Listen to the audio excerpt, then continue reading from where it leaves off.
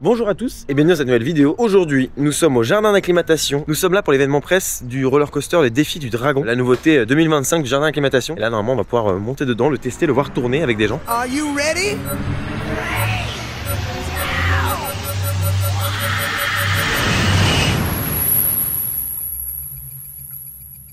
Première ouverture de l'année, année chargée en nouveautés, notamment à la Compagnie des Alpes, c'est le groupe qui dirige ce parc-là et qui dirige plein d'autres parcs. Du coup là, on est invité par le parc en journée presse afin de découvrir vraiment l'attraction. Donc là, on va avoir une conférence. On a eu un petit spectacle qui était très sympa sur le thème évidemment de la Chine. Et là, du coup, on va aller voir la conférence de presse. L'arrivée de gens de destination plus lointaine, c'est ce que nous souhaitons. Qu'on vienne passer une journée chez nous comme dans un autre parc.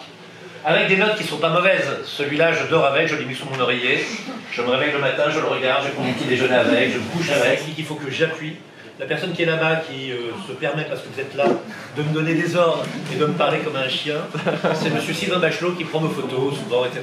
Voilà, et qui me dit il faut appuyer. Il y a que notre voisine du 4e étage en face qui n'aime pas, parce qu'elle m'a dit qu'est-ce qu'elle est là? La 28e fois que j'entends Botta à la Mera, ça me fatigue. Voilà. C'est une chose qu'on adore tous en fait, c'est ça qui est. Vous avez un grand de 14 ans. Qui fait la gueule déjà depuis 2 jours, parce qu'il n'aurait pas voulu aller avec vous au jardin d'acclimatation avec son frère et sa soeur qui sont trop petits. Vraiment, est-ce qu'on est vraiment toujours venu faire ce qu'il demande? Le défi dragon sera une étape supplémentaire d'un parcours d'adulte ou d'un parcours d'enfants accompagnés ou d'un parcours d'adolescents. L'idée, un jardin pour tout le monde, et puis un homme à qui nous sommes tous très attachés, l'âne trop trop. Comment pourrait-on vivre sur l'âne trop trop, mon anniversaire trop trop, l'anniversaire trop trop musique, un concert gratuit pour les 25 ans de l'âne trop trop. L'âne trop trop, en cours pour la présidentielle de 2027. En tout cas, avec l'autrice et la mascotte, en partenariat avec ma jeunesse, il faut qu'on ait au jardin des grands rendez-vous sensibles, des grands rendez-vous d'un imaginaire collectif qui est celui des enfants. Bon, du coup, on a vu une conférence de presse. Conférence de presse, normalement, c'est classique, c'est quelque chose d'assez banal. Et pour le coup, d'habitude, c'est toujours un petit peu monotone ou quoi. Là, c'était vraiment de loin et de très très loin la meilleure conférence de presse qu'on a fait. Le directeur était éminemment drôle, c'était vraiment incroyable, il était très très drôle, c'était une sorte de mini one-man show. On a appris pas mal de petites choses notamment. Moi, il y a un truc technique qui m'intéresse sur ce coaster, alors je vous rappelle un peu la base. On a un coaster qui marche en 2 étapes, en fait on a 2 parcours concrètement. On a la possibilité d'avoir 4 rides différents en termes d'expérience. C'est vraiment très bien, c'est totalement aléatoire, c'est très cool, on a une très belle thématique avec Thierry Rétif qui était aux commandes au niveau de la thématique. Donc voilà, c'est les petits rappels, constructeur Gershower, on atteint 50 km/h, 12 mètres de haut, bref. L'enveloppe globale c'est 12 millions et le coaster lui-même c'est 4 millions, parce qu'après il y a plein d'autres choses autour, notamment la réapparition très bienvenue d'une rivière sous l'attraction. Il faut savoir qu'aujourd'hui il n'y a qu'un seul train dessus. Quand le coaster va ouvrir, c'est annoncé pour le 12 avril, il y aura 2 trains. Quand l'attraction freine, quand les moteurs récupèrent le train, en fait là on va venir charger des batteries, je pense à des batteries de condensateur, un truc comme ça, pour lors de l'envoi juste après, ça réinjecte, ça veut dire qu'on passe de 500 kW en consommation à 450 kW en consommation, ce qui est très appréciable. Voilà, c'est un petit plus mais qui je trouve est intéressant à mettre en avant.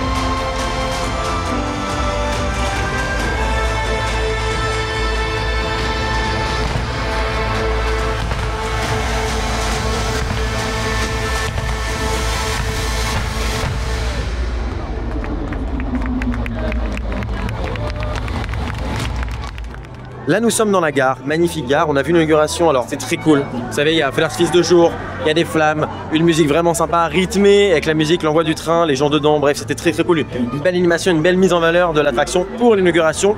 Après il y a eu un petit spectacle, etc. Enfin c'est vraiment très très cool et les feux d'artifice c'était vraiment magnifique, hein. Les feux d'artifice de jour comme ça, c'est trop beau, les flammes. On a fait un petit tour dans la file d'attente, il n'y a qu'un seul train et je trouve que ça avance plutôt vite. La file d'attente était à moitié remplie en longueur. Toute la partie intérieure et finalement on a attendu 10 minutes, un quart d'heure même pas. Le train circule autour donc il y avait quand même une interaction et quelque chose qui nous occupe. Là toutes les moulures et tous les... c'est incroyable.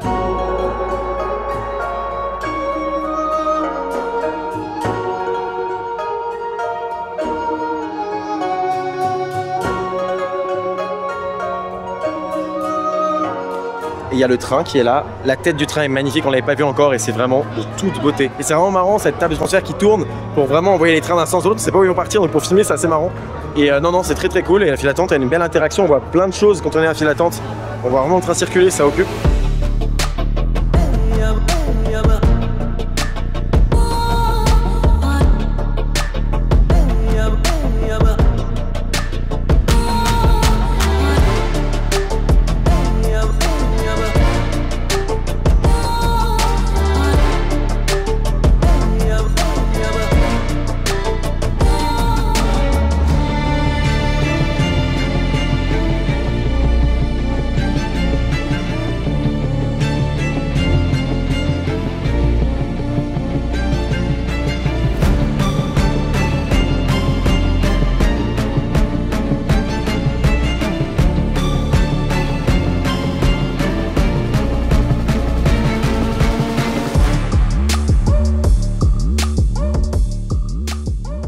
On a fait un premier tour au premier rang du défi du dragon.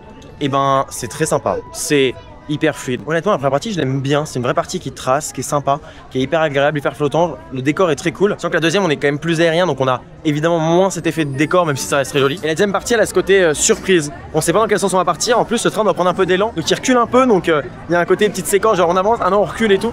Et vraiment on sait pas dans quel sens la table va tourner, ensuite dans quel sens on va être propulsé, donc c'est vraiment double surprise. J'aime beaucoup le principe, mais très très bien, et je suis bluffé par ce qu'a fait Gerschler en termes de technique justement. Tout est vraiment rapide, c'est-à-dire que les tables de transfert, tout tourne rapidement, et le train très très rapidement se retrouve dans la bonne position, et on voit que d'ailleurs le système qui lock les rails pour s'assurer que les rails sont connectés, se lock alors que la table est encore en train de tourner un tout petit peu, permettant de gagner de précieuses secondes. Typiquement le genre de truc que je kiffe dans un parc, et là ce qu'on disait avec Pierre c'est que tout le projet est super concret et il va tellement bien dans le jardin, enfin genre c'est juste logique et la théma et tout. On dirait que le coaster il est là depuis un bout de temps, c'est ça qui est vraiment très fort. En étant neuf, ça veut pas dire qu'il est abîmé, mais... Non mais en termes d'intégration au parc. L'intégration est géniale. Les objets, donc ce qu'on appelle les props dans le milieu, c'est stéréotype qui est ça. Les props, tous les objets qui ont été sélectionnés et tout, il y en a à peu près 1 millier pour la zone, sont le côté vraiment très travaillé, très recherché, c'est vraiment magnifique. Ça, ouais, la vache. Ça tire.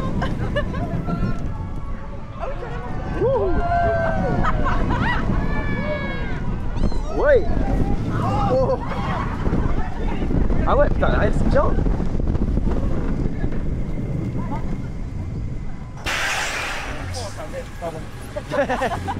Non, entendu. Oh ouais, déjà on est dans l'autre sens. Le parcours on est dans l'autre sens, c'est l'une des versions. J'espère qu'on va en avant. Non, on va en arrière. En arrière pour aller en avant après. Eh non, on va se retaper en arrière. Ah bah non, du coup là on va taper en avant. En avant. C'est parfait. C'est exactement ce que je voulais.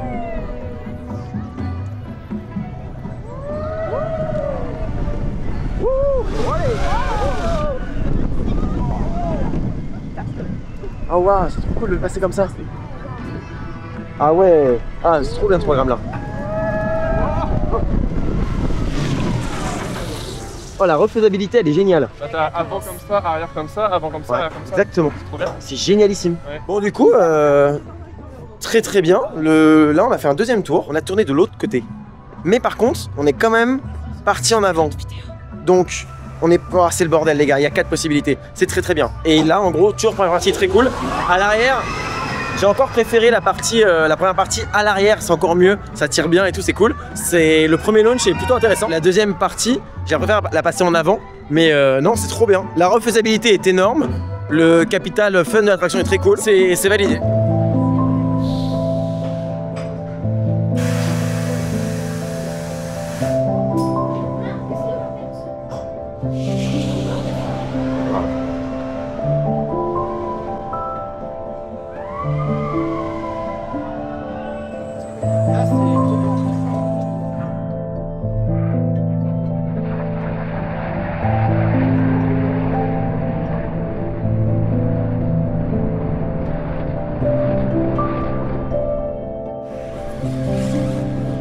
Et là, c'est la double surprise. La première, dans quel sens on va tourner. Dans ce sens-là, c'est l'inverse du tour de juste avant. Donc ça, c'est vraiment très cool pour le coup. Et là, le deuxième surprise, dans quel sens on va partir. Parce que ça va définir dans quel sens on va passer la bosse qui est là. Ce concept est génial. C'est un jeu très très drôle. Voilà, donc là, on va en avant, c'est-à-dire qu'on va taper la truc en avant. Ça, c'est mon cycle préféré du coup. Wouh! Ah, c'est mon cycle préféré celui-là. Mais ça explose le cerveau, c'est pas logique.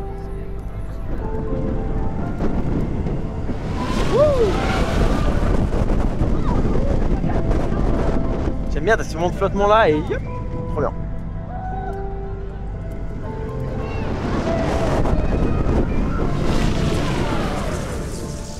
La refaisabilité, on l'a fait 4 fois là, on a eu 3 cycles sur 4.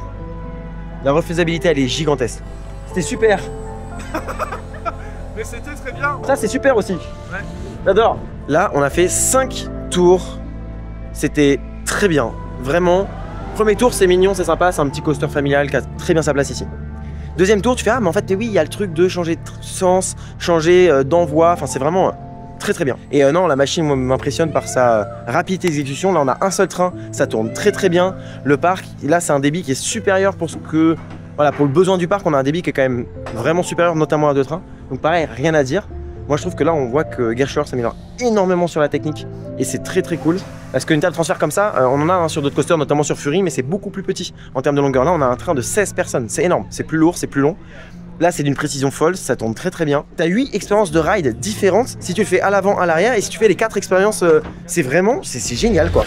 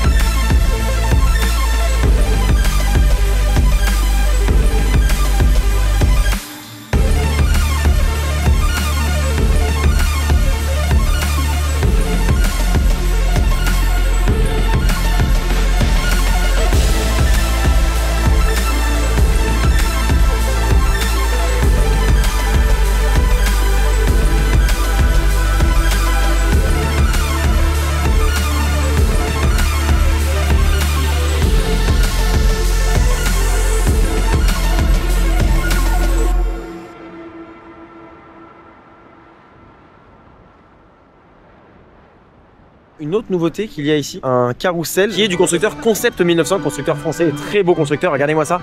Il y a un lévrier, il y a un guépard, un léopard, je sais pas, il y a des girafes. Moi je prends le zèbre Louis Vuitton, j'adore.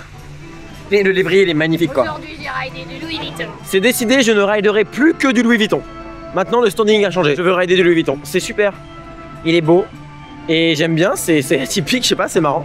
J'aime beaucoup même le haut comme ça là en métal un peu brillant, très très beau. Vraiment très bon coaster. La petite nouveauté à côté là avec le carrousel, c'est très cool. Ça présage du très très bon pour le jardin d'acclimatation. Venez tester cette petite attraction, vraiment c'est très cool. Ceci étant dit, je vous remercie d'avoir suivi la vidéo jusqu'au bout. Je vous dis à bientôt pour un prochain épisode, soit un DB World, soit une vidéo dans un parc. D'ici là, soyez enthousiastes. Salut!